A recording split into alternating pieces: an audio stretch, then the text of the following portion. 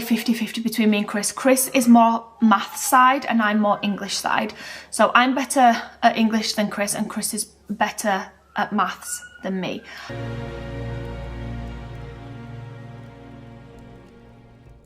Hey guys, welcome back to my channel. It's been a long time, hasn't it? It's been a minute, as some people might say. It has been a minute. Yes, no, it's been a lot longer than a minute, isn't it? It's been 2 weeks in actual fact. Has anybody missed me?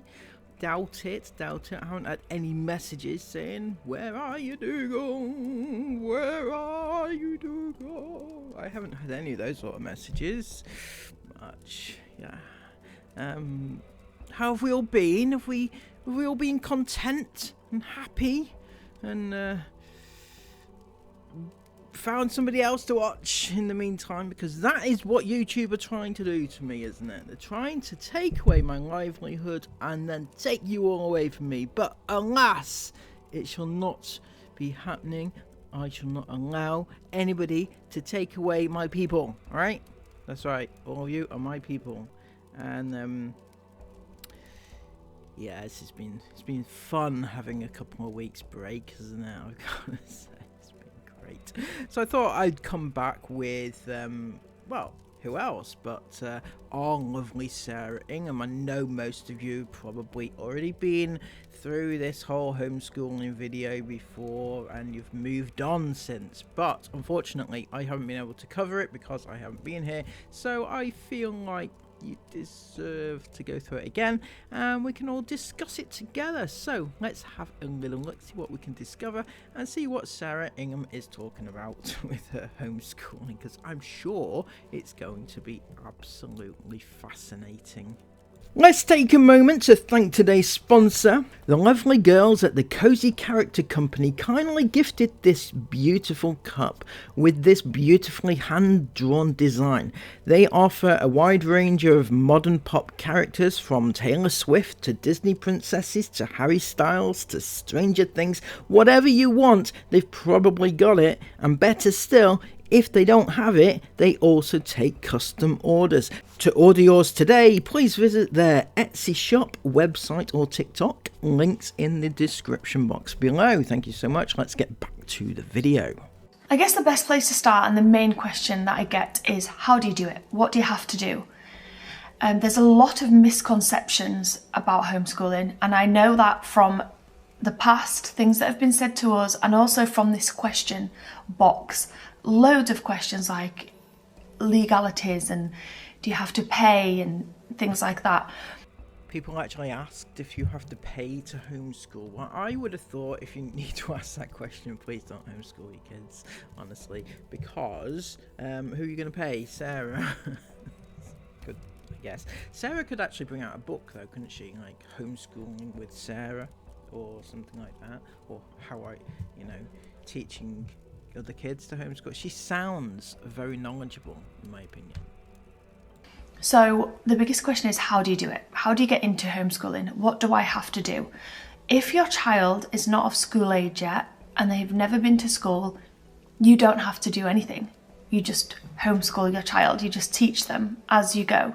And if your child is in school, which is probably the majority, there was a few that children haven't started school yet, but there was a majority of you guys asking, my daughter's in school, she hates it, or my son's in year 9 and is not enjoying it, is it too late to homeschool? If your child's already in school, then you do need to write up an email informing your child's school that you're not asking them. This is a huge misconception. Like, I've asked my school if I can homeschool my children and the school have said no. You're not asking your school. These are our children.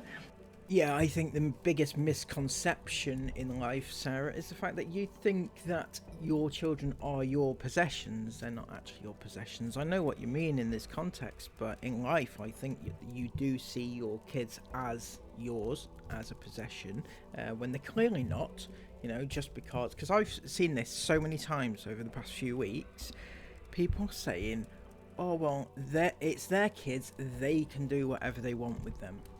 They can't, you can't exploit your children just because they are yours to exploit. That's not a thing. That's never going to be a thing.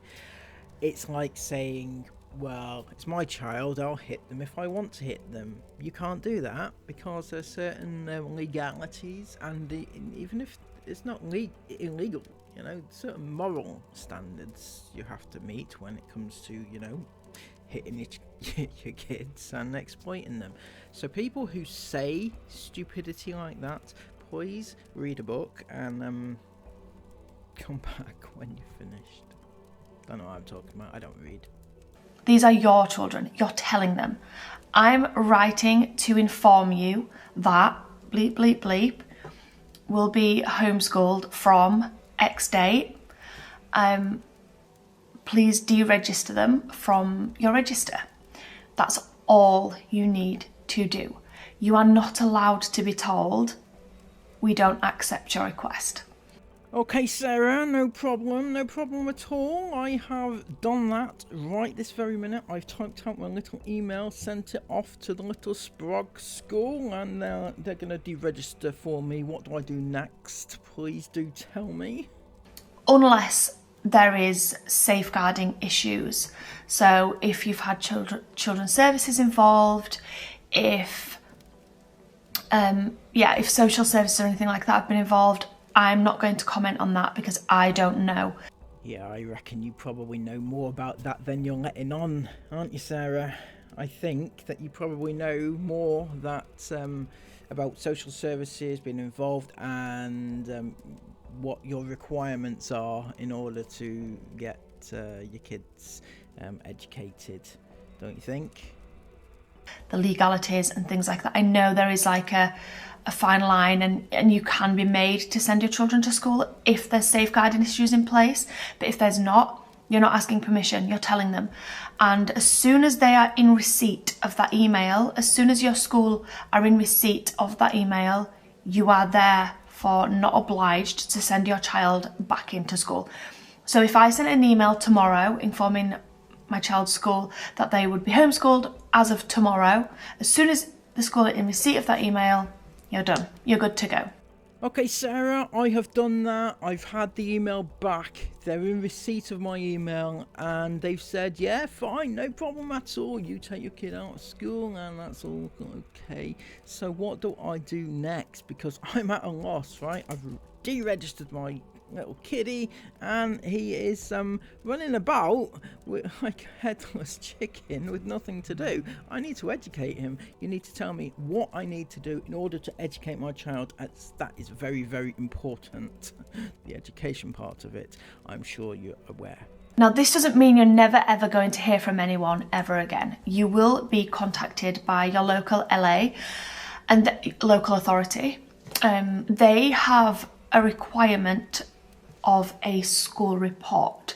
So they want to see how you are planning on homeschooling, what you're planning on teaching your child, and then once you've started, a report on what your child has learned over the last X amount of time.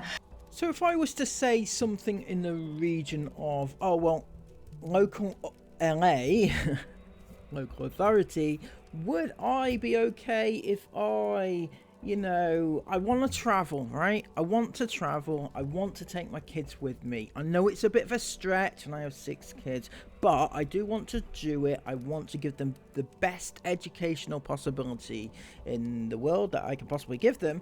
But I got to put them in this van. There's not a lot of space, admittedly, right? We only have like one little table between the 6 kids whilst they're all educating at the same time. Otherwise, we can put them out in the awning, but it's a little bit snowy outside, you know? It's snowy, it's kind of cold, it's the Arctic, it's like minus 15 or whatever, right? We even clickbaited it that it was minus 15. So what do I do in this situation? How do I is that okay if I do that? Is it okay if I educate them in this way and I stick them, maybe we can put a couple up in the bed and they can sit with their laptops maybe? Yeah, I think that would work, wouldn't it? Or don't forget, there's that garage, right? It's the garage. For those that don't know, a garage is basically like a big storage compartment in the van, and it has just a little bit of room. Yeah, we can squeeze them in amongst the prams and the bikes and things like that. I think that would work. Yeah. Is that okay? Local authority? Yeah, why not? Yeah, it'll be fine. It'll be fine. Now for us, it's yearly. We get a yearly report. I can't remember when we first started if it was every 6 months, but I kind of feel like it wasn't. I feel like it's always been yearly. So they come to us once a year saying, can we have a report on your children? You write up a report. Now, I'm not going to lie, this report cannot be, Isla's been doing some maths work and she's really enjoying it. She also enjoys English and history, and we've been working on Queen Victoria. The report can't be like that. It does have to be an in-depth, detailed report, otherwise they can decline the report. Okay, Sarah, I've got a good idea for you right now. I'm going to write up a report on your example there yourself, Isla Ingham, right? I'm going to use Chris's fabulous, and I'm sure he's used this for the reports in the past, AI. I think that would be a good and fun exercise. Let's see what AI can come up for a school report for your homeschooling. Such fun.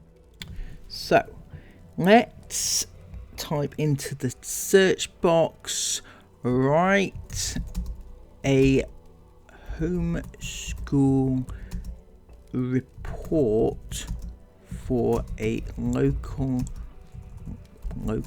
authority for my child, Isla Ingham. So here we go. This is the report being written all by itself, isn't it? Chris, you should be proud. You taught me this. This is how you teach me the ways of like leaving the matrix and everything. You know, this is very important stuff. So let's quickly go through exactly what's been spun out. So it says, I'm writing to provide an update on the homeschooling progress of Isla Ingham as per our agreement with the local authority. Isla Ingham, born on whatever date, has been homeschooled by me, her parent/guardian, for the current academic year. Isla has been following a structured curriculum tailored to these, right? So then it goes on to mathematics. Isla has been making excellent progress in mathematics. She has successfully completed units on arithmetic, geography and basic algebra, etc, etc, etc. Now, I'm not going to read the whole thing, right? If you want to read exactly what AI says that Isla has been doing over the past year, please go back and have a look. It's fine, perfect. Yeah, but it's as easy as that, isn't it, Chris? Isn't it? I think that's a good. I find that Isla is making progress. You know, silly me. I find that she's doing well. And say this isn't sufficient. They can also request a home visit. You are not obliged to let them have a home visit. You can if you want to, but you don't have to. They will also ask to see your child's work. You're not obliged to send that work. If you don't want to, then you can very easily say, I'm not obliged to send this work. This is our own personal information, our own personal property. We don't want to send it, and you don't have to. Personally, we have done in the past just because I feel like it gets them off your back. They've seen the work, done. They're off your back for another year. But it's up to you and what you feel comfortable with. I also just wouldn't take my word for these things that I'm saying. I would do your own research. Oh, believe me, Sarah, nobody takes your word for anything that you say. It's always best to do your own research, absolutely. And I shall be doing my own research just to verify exactly what you're telling me, because, you know, you're not known to be the most truthful person ever. And I would also join some homeschooling groups where there are actually professional people on there that will give you really good tips and advice. And I'll link all of those pages in the description box down below. Another question that I've got a lot is, do you have to pay? Does it cost money? So no, you don't have to pay anything to homeschool, and no, it doesn't have to cost you a single penny. It doesn't have to. Can it? Yes. Did I go crazy when we first started homeschooling in 2020? Yes. Do I regret it? Yes. Everyone said to me, don't go crazy buying resources, signing up to this, that and that course, buying all these things, because there are so many you can buy. And they're not expensive. You can get them for less than £10. Pretty much every resource I bought was like between £5, some are even £2, £10, £5. You don't need them though. and it's very easy to go crazy and go over the top and buy. Okay, I am back. I'm now going to answer some questions because hopefully they'll lead on to some more in-depth explanations to everything else that I'd like to cover in this video. Are you leading teaching Jace, or is he having a tutor too, like his big sisters? That's a really good question. Well, it's more of an interesting question, really. I mean, is he having a tutor like his big sisters? Now, nobody actually believes that his big sisters has actual tutors, because no tutors would allow them to go away for 3 months on end without teaching them anything, because what happens when they're away for 3 months and they can't be taught by a tutor? I don't think they have Eskimo tutors in the Arctic. I know Eskimo's not in the Arctic. Don't come at me. Because actually, that's a question that came up a couple of times, but also with the girls. As I keep going, I'll probably come across that question. But there's also that asked about the girls. Are your children child-led in their learning, or do you follow a curriculum? That was one of the questions I got. Every time Sarah Ingham says the word child-led, I cringe. I do.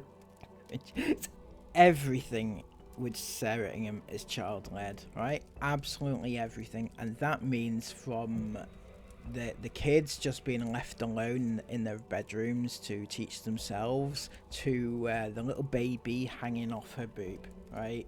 Sarah just lies there, open-armed, just lying on the couch, and the baby just kind of crawls around her and just sucks. And that's how Sarah feeds. That's how the baby learns to feed. It just, yeah, does it herself, the baby. that's literally everything. Child-led. Leave them to it. That's Sarah's motto. I'm actually really glad I got asked this question, because my mind is currently changing over the way we're doing homeschool. I'm currently going through, when you homeschool, you go through like a process of a lot of processes. Feeling guilty and lots of different feelings about how you're doing, or sometimes you feel amazing, like this is amazing, I feel really good at the minute, and then other times you'll have like down times where you're thinking and feeling kind of, oh, I feel like we're stuck in a bit of a rut. I don't really feel like it's, you know, no one's really got any enthusiasm for learning. Hang on a second, Sarah. How can you possibly say that at some points nobody has any enthusiasm for learning? Well, they better bloody had to, because they have to teach themselves, right? They don't have like a teacher to motivate them, right? You see where I'm going with this? They don't have a teacher to motivate them, and they need to be able to say, you know, get up in the morning and say, right, let's get to it. Bit of mathematics to do today, bit of physics on the cards. You know, they have to say that to themselves, because who else is going to say it to them? The parents aren't going to say it to them, because the parents don't care. All the parents care about is money, actually, funnily enough. It's an odd way of thinking about life, but yeah, that's all they want, is their kids to earn money. Not to have a happy, fulfilled life or anything like that, just money. But yeah, so how can they need to have enthusiasm constantly, and you need to feed that into them, like take them to places. If they're not feeling it anymore, you go to somewhere exciting where they can learn about something and teach them about something. But endless and copious amounts of swimming and beaches and coves, you know, it's not going to do it for them. I don't think it is anyway. And you just feel a bit bleh about it, and that's currently where I'm at the minute. And I have been questioning, obviously Esme's in year 10 excuse me, and thinking about GCSEs and things like that. Hang on, Esme's at the end of year 10. She's not suddenly starting to think about GCSE. She's not doing that, is she? No, she's at the end of year 10, the end of her first year of GCSEs. And yes, I know what you're about to say, that kids, they don't have to do GCSEs if they don't want to do them. That is actually a thing. However, by this point, I would fully expect Esme, being nearly 15 years of age, to actually have an inkling about what she wants to do educationally. I would expect that of a child.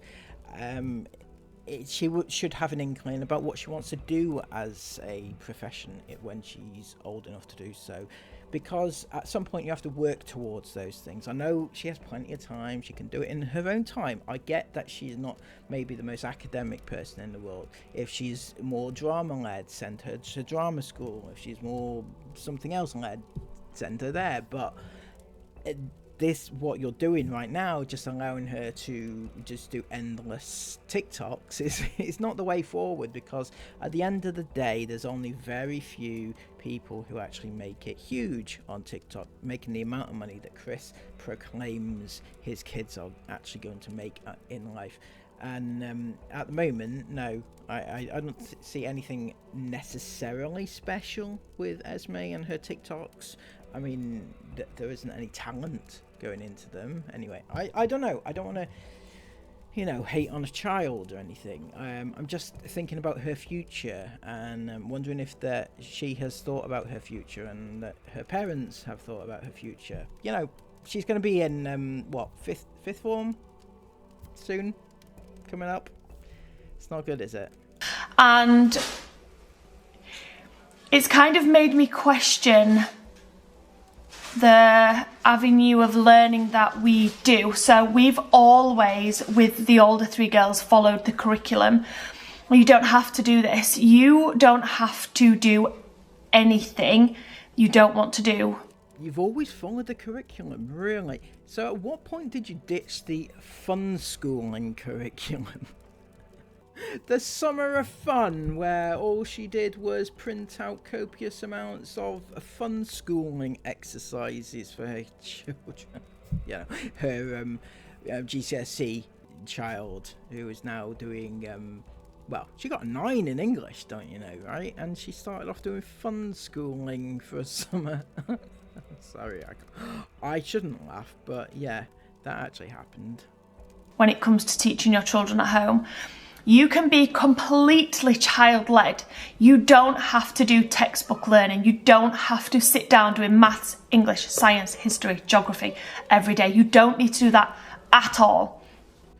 Nope, but they do need to do something, right? They can't do nothing. They have to do something. Nothing is not an option. In fact, you don't need to do any maths if you don't want to do maths, or any English or any geography. You can completely do it child-led. Now, when I say that, I don't mean that your child likes the Xbox, so what you're doing is letting him sit on the Xbox all day. That's not what I mean.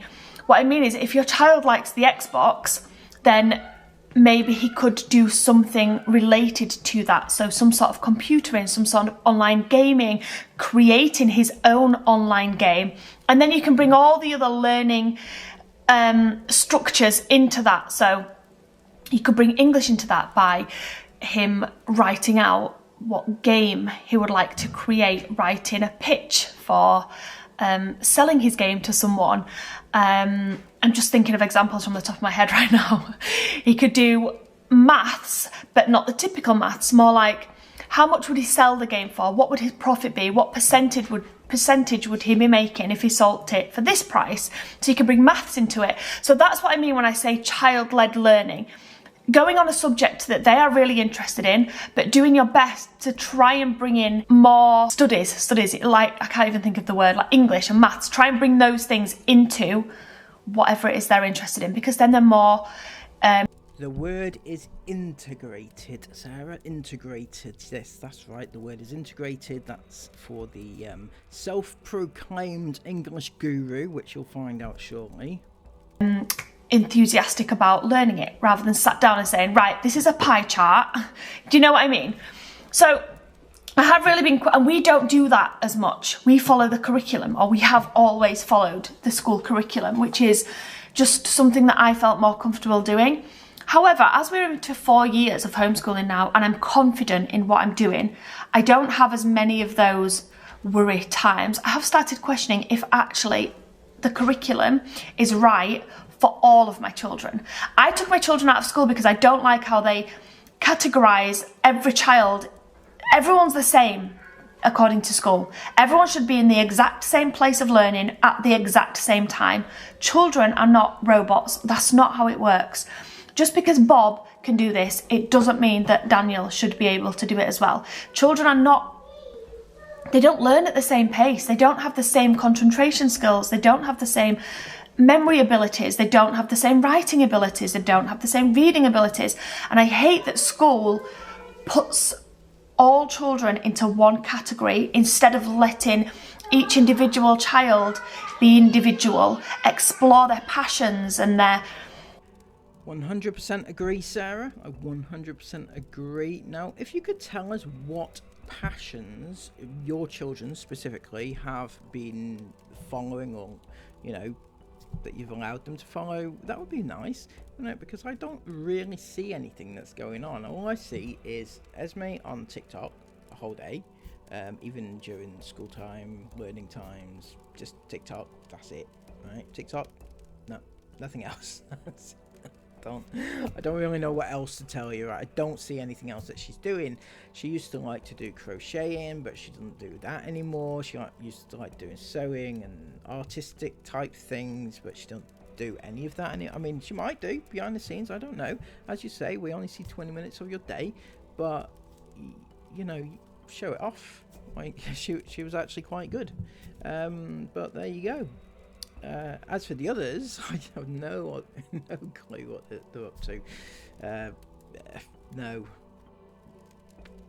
No, Isabel and her bloody 1980s Stranger Things look that she's got going on right now. I don't know, right? I just don't know. Things that they're enthusiastic about, it just all gets crushed, and instead they're just shoved into this category. And if they don't excel in that category, then they're shoved in this other category that's just the children that don't excel. And Esme was kind of in that, not in the category that doesn't excel, but she definitely struggled with certain aspects of textbook-led studies. So she didn't like reading out loud. She loves reading in her head, and she can read a book if she's interested in it. She'll sit and read the book at quite a fast pace, but reading out loud, she hated it. She felt extremely uncomfortable doing it, but in school, you're made to do that. You have to stand up. I was exactly the same as Esme. Right, I want to jump in here really quick, because I think there'd be quite a few opinions on this particular topic, and to a degree, I agree with Sarah. To a degree, I do. And I've seen a lot of people say, yeah, when they were at school, they hated having to read out loud at school, and you were made to do it. And that's true, right? You quite often didn't have a choice, right? I was probably worse than everybody else. I think, you know, I was bad. I couldn't read out. I couldn't do it. It terrified me. It brought me out in actual sweats, right? It was horrible. However, the reason they do it, I think, at school, and that's just to just kind of turn it a little bit, the reason they do make the children read out loud and things like that is to try and build their confidence. I don't know if that's the right way to do it. I don't know, but this is the reason they do it. Is because it's trying to bring that child out of their shell, right? It's like, for example, I remember doing some when I was in primary school. Again, I was very, very shy, and I remember doing like some like Christmas performances and things like that, and I never ever put my name forward and never ever put my hand up for anything ever. But secretly, I actually wanted to do these things. I wanted to be a part of it. I wanted to do it, but I wouldn't put my name forward for it because I was too afraid. But the teacher would always say, like, you can do it, because the teachers know your ability more than you do. So they will do things to try and bring you out of your shell and make you into the person that they think that you can be. They're not doing it maliciously. They're not trying to say, right, we're going to embarrass Sarah Ingham today or Esme Ingham. They're not doing it for that reason. It is just purely an educational tactic, and maybe it works for some people, maybe it doesn't for others. I don't know. I'm not saying that it's right or wrong, but there is a reason. That's all. I used to go bright red in the face. My heart used to be pounding out of my chest. I didn't have a clue what I was reading. I was just literally shouting out the words on the book. I didn't take anything in because I was so panicking about reading a word wrong or stuttering, and that's exactly what Esme is like. And so because of that, often children like that I put with the naughtier, disturbing, naughty children. And that's what happened with Esme. And so it's made me question, and this is a really long answer, but it's made me question, like, should all of my children have these tutors? Should they all be enrolled on this online school that we've enrolled them on? Should they all be doing this? Because actually, what I'm doing is what I took her out of school because they were doing. And that's putting them in that one category that they're not 100% excelling in. So whilst Esme is more comfortable doing science and maths and English at home, and she's doing well in those areas, she's not passionate about it. It's a chore. And I want her to be passionate about learning, so... But, Sarah, you've... not to be too blunt about this, but it's taken you 4 years to come to this realization that the way you are teaching your child, now that she's almost ready to leave school, is that the way you were teaching her in the first place, or for the last 4 years, was actually a waste of time, and that is not the best way to teach her because she's not passionate about what she does. And it again brings me back to what I just said before. The teachers, they know children better than the children knows themselves. The teachers often know the kids better than the parents do in terms of education. You, Sarah, have had a one-on-one time with Esme for 4 years and you haven't picked up on the fact that what you were doing wasn't working. Wow. I have questioned the way we do things at home, and maybe things will change in the future, but who knows. Right now with Jace, it's kind of a mixture. I find at his age, I do have to encourage his learning. I do have to say, come on now, we're going to do some schoolwork, or we're going to do some learning. I don't tend to as well as school often, but we're going to do some learning now, and he loves his learning games. Obviously he's still only 5, so we're still working on phonics, CVC words. We've moved on from like letter recognition because he's grasped those now, but we're working on the sounds that letters make, vowels, what are vowels and things like that, blending words together. It's a really long process, and I'm slowly bordering on those things. He's really good with his numbers. He's always been really good with numbers. He can do adding and subtracting, and he does that throughout his day-to-day life anyway. He comes up to me multiple times a day going, Mama, do you know if you've got 5 and you take away 2, that makes 3? So he does that all the time. He's always doing that. When he's playing with his cars, he'll say, I've got 5 cars here, Mila, do you want 2? Now I've only got 3 left. And if I give 1 to Isabel, then I'll have 2. So that means 3. He's always doing things like that. So he obviously enjoys maths. Do you have to prove to the local government what you are doing, or do they check up on you? No, it's nothing to do with the government. The local authority will be in contact, like I mentioned previously, and you do have to provide that report, but that's just once a year, and only under extreme circumstances would they say or try and intervene, I'd guess. Did the girls have to be homeschooled? Yes, they did. How have you found teaching phonics? I felt I had to teach it to myself first because it's so different. I did a lot of research on this because at first I was like, what is all this new nonsense? It's not at all nonsense. It's actually an amazing way to teach your children to read. And I only know this now because I spent months researching it, researching what you need to do first.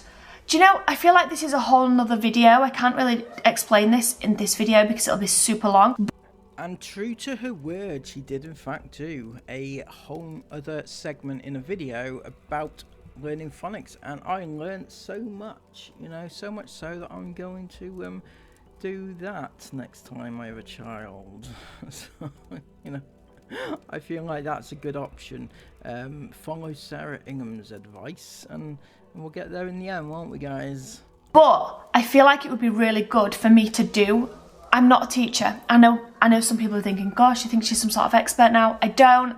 But I have picked up a lot of knowledge from all of the research that I've done in order to help Jace learn to read.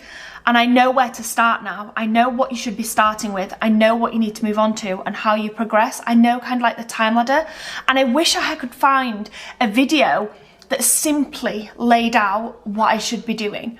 There was loads of videos on like first sounds, phonics, sight words, CVC words, but no one whole video just doing the timeline of which you should be doing first and what progression you should go in. So maybe I'll do that in another video if anyone's interested. How long have you been homeschooling now? We've been doing it for 4 years.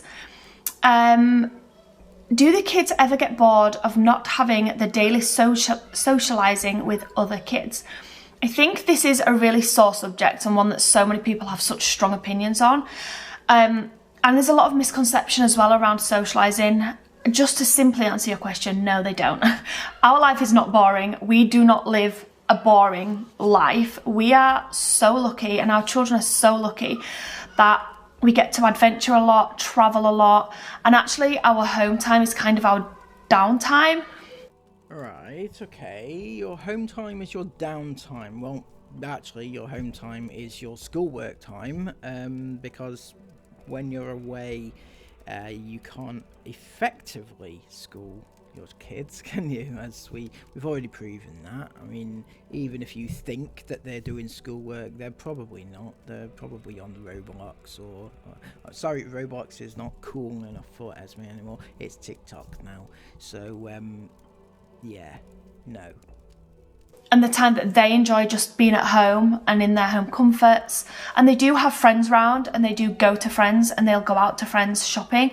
But obviously that's not on a daily basis. So if we're being specific about daily basis, then no, they don't get bored. I think we're very lucky. We've got a large family, they have each other, and they do have friends outside of that. They often talk to friends on the phone and things like that. Okay, so I would like to dispel another misconception, because Sarah is good at, doing that. She thinks that we're all misunderstanding, but people with large families, she reckons, because they've got a large family, they don't get bored. They have each other, right? They have each other to socialise with. Aren't they lucky, guys?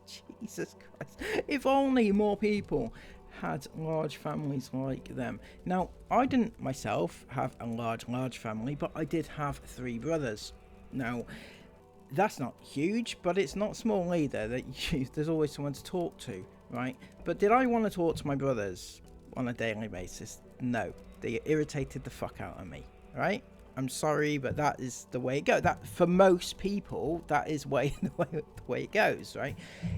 I did hang out with them. I had brothers around about my age, so we, quite often we shared some friends, but mostly we each had our own friends. So at any one time, my parents would have multiple people over, right? Different friends of different, kids, right? So the fact that Sarah's got 6 kids doesn't mean to say that they all have to just hang out with each other, because that's how lucky they are, right? No, most people have their own friends, their own circle of friends, but these seem to have one friend to share between the 6 of them, in fact. But I feel like there's I don't know if it's just that people like to jump on the bandwagon with this.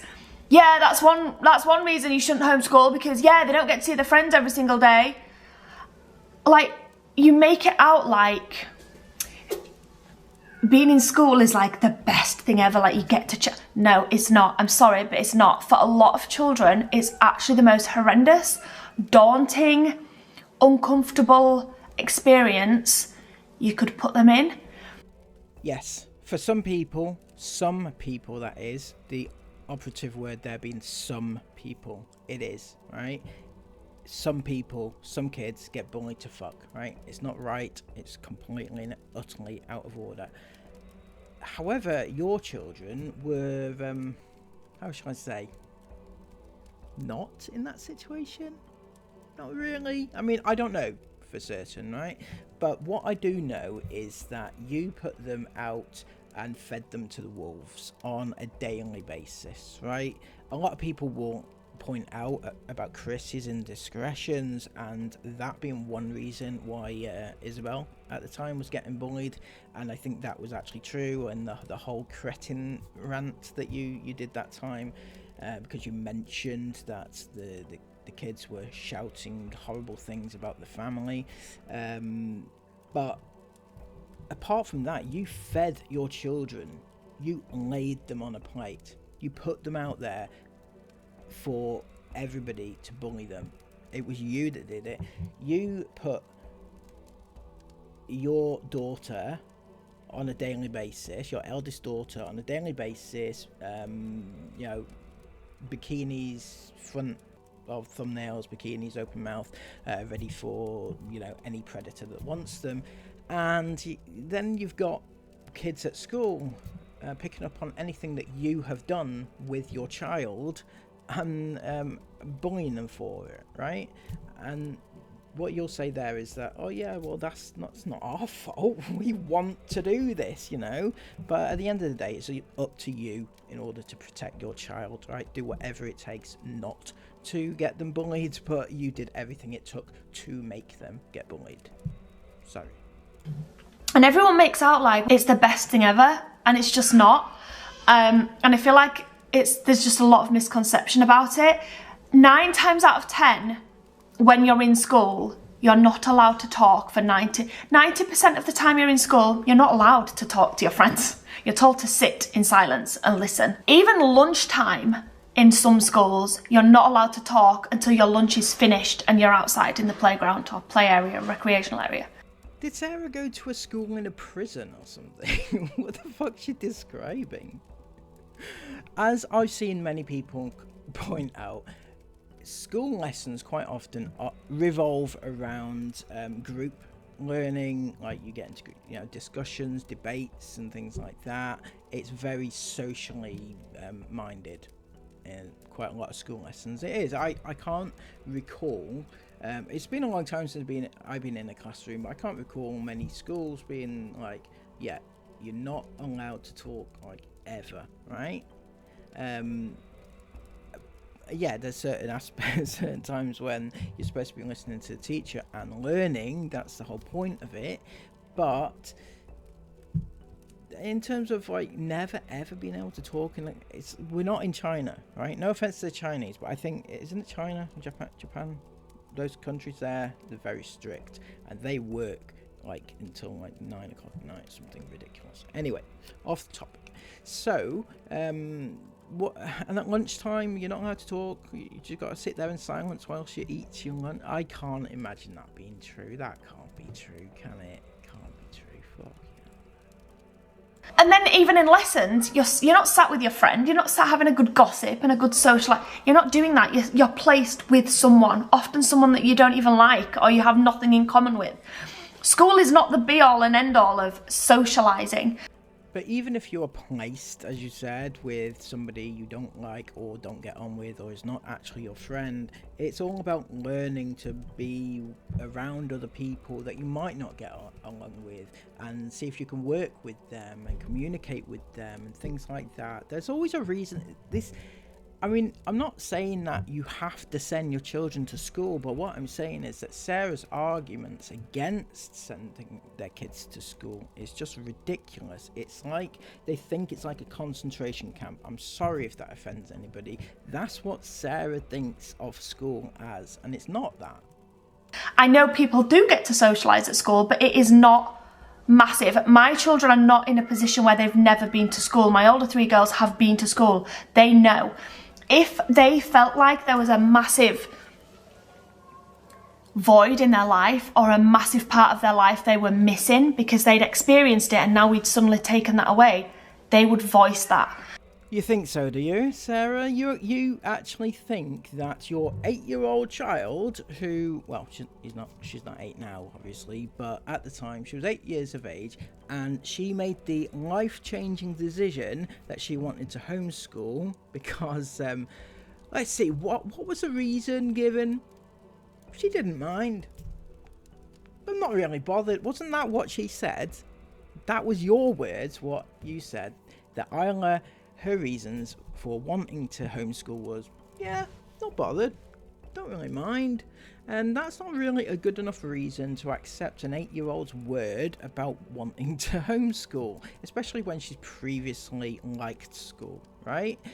And it's would be up for debate, I reckon, that the reason Isla wanted to homeschool in the first place was because she wanted to be with her sisters, not because she wanted to homeschool.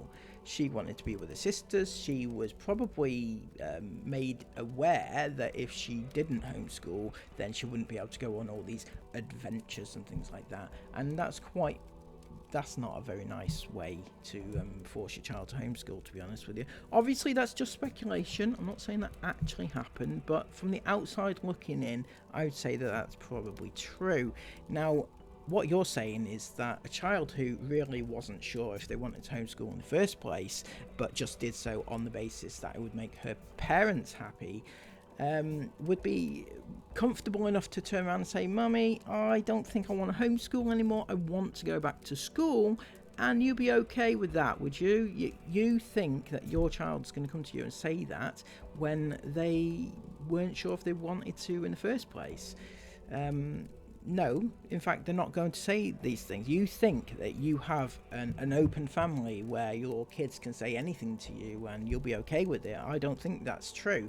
If your daughter, your eldest daughter came to you and said, Mum, I think it's inappropriate that you have got my entire body showing from the age of 11 for perverts to gawk at, what would you say to her if she said that?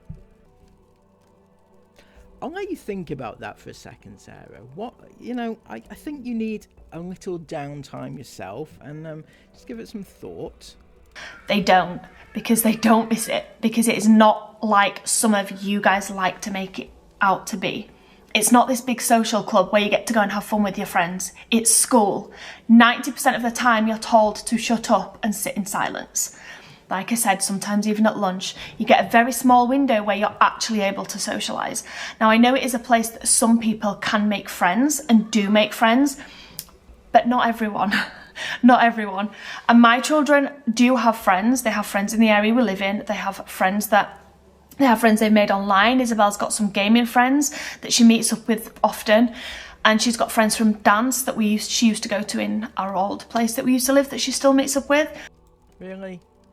She has friends from when she was what? She was like 13 or something when she left dance there. It was around the time of the allegations, if I remember rightly. And she still has those friends that she hasn't seen for 5 years. I don't know. Maybe I'm wrong. I mean, again, we don't know what they do for most of the time. Well, we do really, don't we? They go away, don't they, for months on end. Pretty difficult to hold on to friends when they're not there to see their friends. Another huge misconception about homeschooling that I really want to voice, because it is so often, I see this all the time, and it's just a question that's just came up and prompted me to answer this. How many hours of school do the children do each day? So many of you guys have messaged me saying, I really want to homeschool my child. They're not excelling in school. They've become a shell of what they used to be since starting high school, but I can't because I don't have 6 hours spare a day to teach them. Let me tell you, you do not need 6 hours a day. And I assure you, on my heart, your child is not learning at school for 6 hours. Okay, Sarah, but let's assume that's not true, or true, whatever. But these people do need to have some available hours. You know, what if they're working and things like that? I've spoken to many teachers, and there was a study done recently where a teacher analysed the amount of actual learning a child does in a 6 hour day, and it was something like 47 minutes of actual sat down concentrated learning. Well, I don't know about you guys, but I'm more impressed that Sarah Ingham sat down and read a study. I'm very impressed, Sarah. I've got to say, I didn't think you had it in you to do to read studies. Fucking hell. It wasn't on TikTok, perchance, was it? Pretty sure this was primary school, not high school, before anybody attacks me.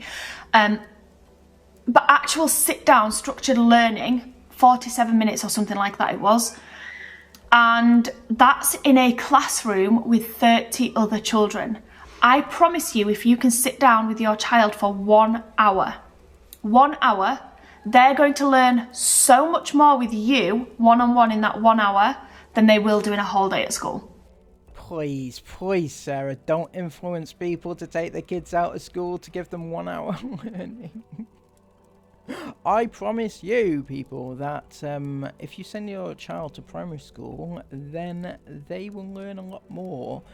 Not just like concentrated learning, as Sarah would say, but every other aspect of life. You know, as a child growing up as well, it's important for them to learn about, you know, I don't want to go into the socialization debate again, but that obviously, and everything else that's, you know, like sharing with people, for example, you know, and standing in lines at lunch and stuff like that, things like that they might not get to learn at home, where you've got like just 6 people, unless Sarah has her kids queuing up for dinner. That could be an option, wouldn't it? The canteen of the Ingham HQ. And that's not up for discussion. That is a fact.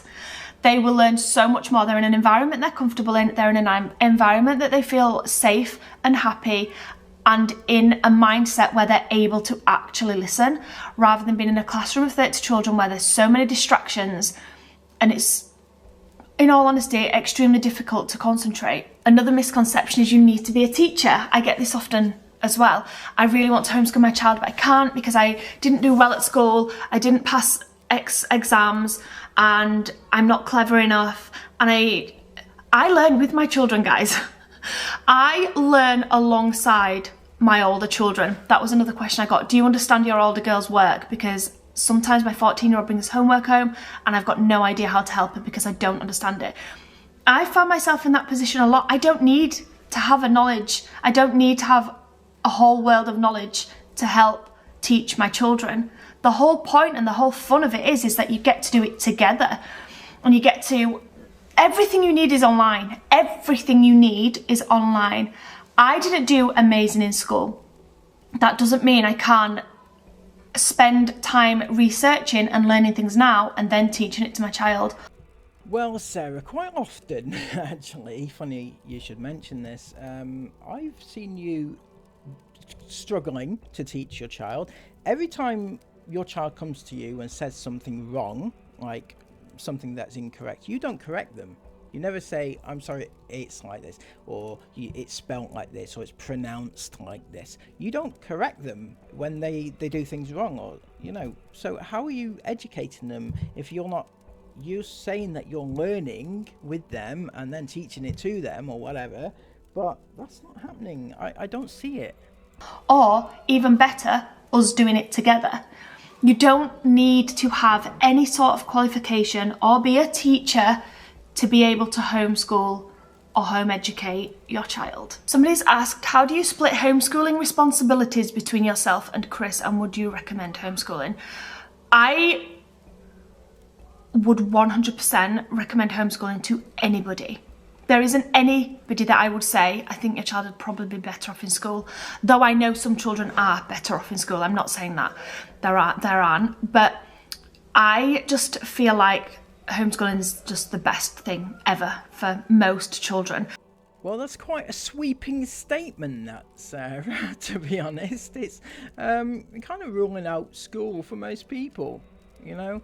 You're supposed to be given a balanced argument, the reasons why you can do homeschooling, how you do homeschooling, and how you make it work for your family doing homeschooling. But to say that it's best for most children to homeschool is quite wrong and quite irresponsible, especially for you with 1.3 million subs or 20,000, I don't know. And how do we split the responsibilities between me and Chris? I do all, like 100% of Mila and Jace's schooling. Chris just I don't know, I do the 100%. I do all of Chris and Mila's. With the older 3 girls, it's probably 50-50, to be honest. Interesting, because I would say, from an outsider looking in, that Chris does fuck all, if I'm being honest with you. I really think that's... I mean, you're being very, very generous with the 50% there, because you're saying that you do 100% of the learning with Jace and Mila, but the other 3, it's 50-50, right? That means that really it's nearly a 75% to 25% split, right? Okay, and no, I think that you're being very generous, giving him that amount of credit, because it seems like it's not. It seems like it doesn't do anything. A lot of their learning is done online. They're enrolled in an online thing, so we don't have to be as hands-on with the older 3 girls. Okay, so I want to say here, Sarah, that you're supposed to be telling us what is what, right? You've gone through how to homeschool, what to do with homeschool, how to be, how to do, how much it costs, this is what you do, this is what you don't do, this is the benefits of homeschooling, etc, etc. Every facet of homeschooling. And then when you say how your children homeschool, which, by the way, would be an immensely important part of advice you're giving to other people who want to homeschool, you say they do an online learning thing, right? What online learning thing? What is it? Where is it? Where's the link? Give us a link, and then people can go and investigate, see if that's something they want to do with their kids. Just saying an online learning thing is nothing. It means nothing.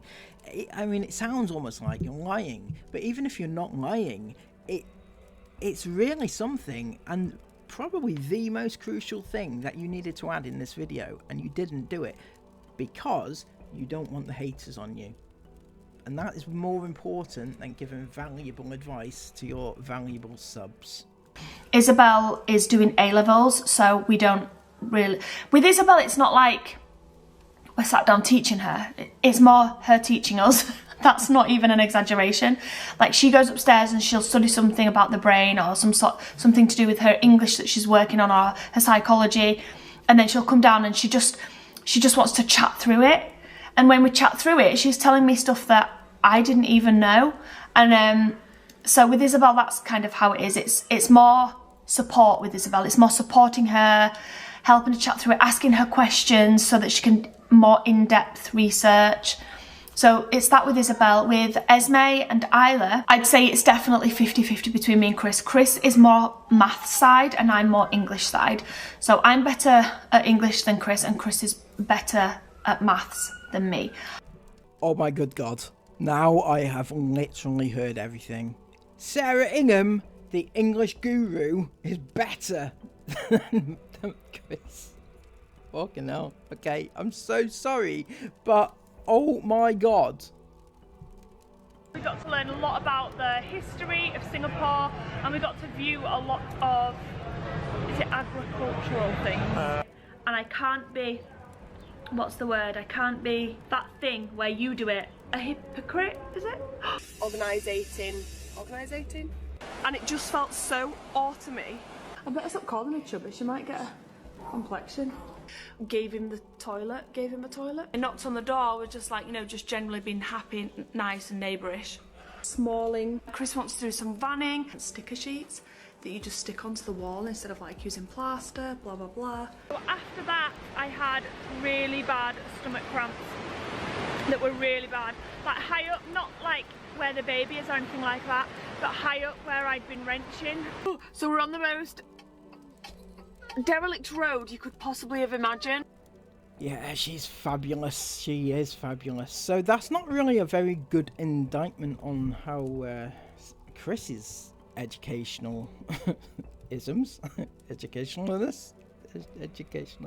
I know I'm doing the same as Sarah, right? So It's not very good. For Chris, the guru, who claims to be so educated he doesn't need school, he's not very... He's worse than Sarah, in fact. What the hell? I don't understand high school maths. Yeah, Chris is definitely more hands-on with maths and I'm more hands-on with English, and then we do reading together. Esme does reading on her own, I do reading with Isla, and Isla also has private reading time. And then, yeah, I don't know, I'm kind of questioning. Isla's like really excelling and she really enjoys doing the online school that they're enrolled in. And Esme is doing well with hers as well, but she just doesn't seem as enthusiastic. And we've also been asked quite a lot, is Esme doing GCSEs? I have to be honest, and I'd say I don't know. Esme is studying, I have to keep moving because I keep getting pins on needles, but Esme is studying for her GCSEs right now. Lots of you guys have asked what subjects or what choices did she make. You don't have to make choices when you're doing homeschooling. It's not like a thing like that. Well, no, there is no options is what she's talking about. You don't choose your options, right? But what she does need to do is she really does need to have chosen what she wants to do for her GCSEs, because she needs to know which subjects to study towards her GCSEs. Otherwise, you know, she's going to be a couple of years behind or something like that. Although you don't mind them being behind because it's all at your own pace, isn't it? She's studying science, maths, English and geography.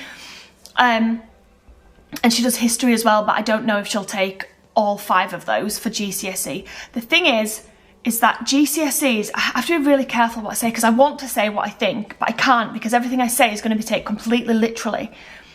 And I'm just going to get ripped for it. But so I'll start by saying, whilst GCSEs are very important for discipline and for going on to further education, they're not the be-all and end-all to go on for further education. But they are important if you're wanting to do a specific thing, like if you want to be an engineer, then you know you're going to have to take specific GCSEs for that. And if you want to be a school teacher, then you're going to need an English and a maths GCSE in order to go to college and get A-levels and then university and get a degree. However, I feel like in schools GCSEs are made out to your child so much pressure, like... Yeah, I'm thinking that GCSEs are quite important, even if you want like a mundane type job, you know, basic jobs. Most jobs ask you what GCSEs you got. In fact, all jobs do. I remember going for a job in Morrison's back in the day. First ever job. That's a story for another day. But yeah, I remember having to put my GCSEs down and talk about them at the time. But yeah, you do. So to say that, yeah, you don't need it for everything is wrong and a misconception, like, shall we say, Sarah? I remember thinking when I left school and I got my GCSE results and some of them weren't what I hoped they'd be, thinking, oh my gosh, that's it, my life's over, I'm done. I'm never going to get a career now. I did, I went on to do sixth form and got A-levels, but I remember thinking, I'm never going to get a career now, that's it, what am I going to do? This is horrendous, my life's over. I'm baffled. I'm actually baffled. I'm almost lost for words, because what Sarah's saying here is that she didn't get good grades in her GCSEs, but she went on to do A-levels the next year.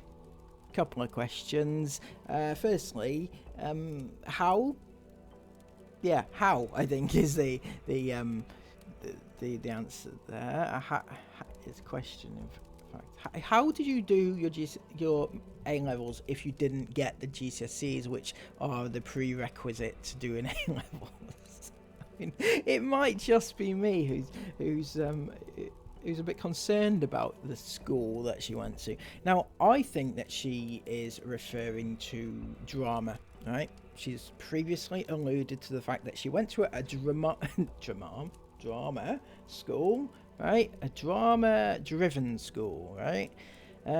So if she went on to do A-levels in drama, then I'm almost certain, don't you need English GCSEs to do A-level drama? I mean, I haven't done drama, not my thing, right?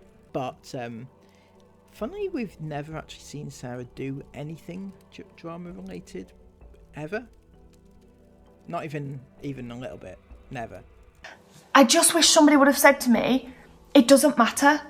It doesn't matter in the grand scheme of the world if you don't pass your GCSEs and if you choose not to take them. And I'm probably going to get ripped for saying that, but that's that. Okay, this is my opinion, and they're just not the pressure that school makes them into. You can actually start college courses from age 14.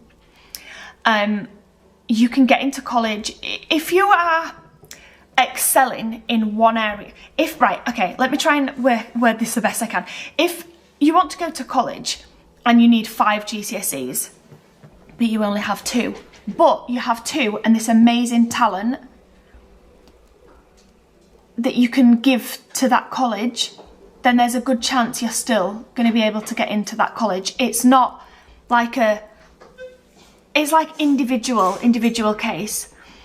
I feel like this is a really sore subject and I'm probably saying more than I should do, but whilst I'm not saying everybody watching this, if there's any teenagers watching this that are studying their GCSEs, I'm not saying put your pen down, close your books because they don't matter. I'm not saying that, but they are not everything.